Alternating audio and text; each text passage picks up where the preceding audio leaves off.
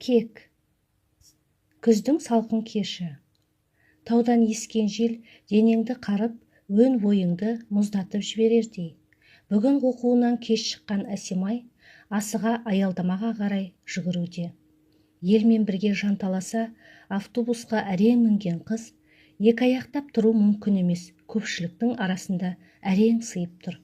Бұл күй автобустағы ешкімге де ұнап тұрмаса да, үйлеріне асыққан жандар амалсыз шыдап тұрғандай. Дегенмен күні бойы шаршаулары шығып, мына кептелісте жүйкелеріне әбден тиген жандар ашуланып, байқаусызда аяғын басқан, қолын тартқан жанмен ұрса кетуге дайын тұрғандай.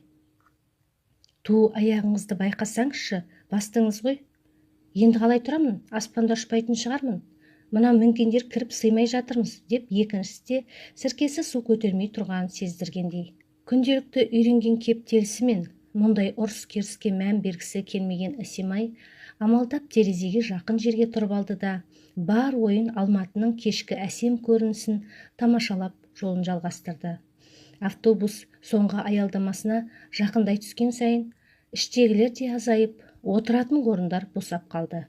Ең соңғы аялдамаға дейін баратын ару асықпай соңғы орынға жайғасып, терезеге сүйене көзі ілініп бара жатты. Бүгін таңнан бері диплом алды практикасының құжаттарымен ары-бері шапқылап жүріп, әбден діңкесі құрған қыз тез ұйқыға да кетті.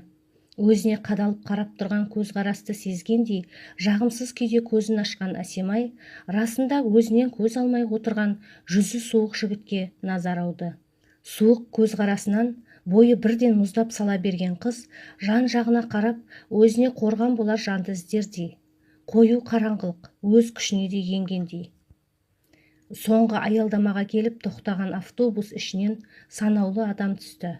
Алматының шетіндегі ауылда тұратын қыз ешқашан бұлай кеш қалып көрмеген еді.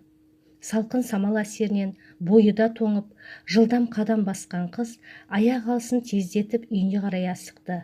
Жүрегі де дүрсілдей жан-жағына қарап сақ келе жатыр. Жарық көшемен жүріп, өз үйіне қарай бұрылған сәтте жарық та аяқталып, қараңғылау көшеге түсті. Әр жерден шыққан көше иттерінің дауысы да әбден дегбірін алып барады. Қорқынышы сәт сайын артқан қыз қолы дірілдей телефонын ала, үйдегілерге қоңырау шала бастады. Жеңгесі де алаңдап, ағасын алдынан жіберген екен. Жеңге, біртүрлі қорқып тұрмын, өтініш телефонды сөндірмеңізші, сізбен сөйлесіп үйге де жетіп алайын. Бұлай кеш жүрмеуші едің ғой, ағаң қатты алаңдап отыр, жаңа телефон соққан едік, алмадың.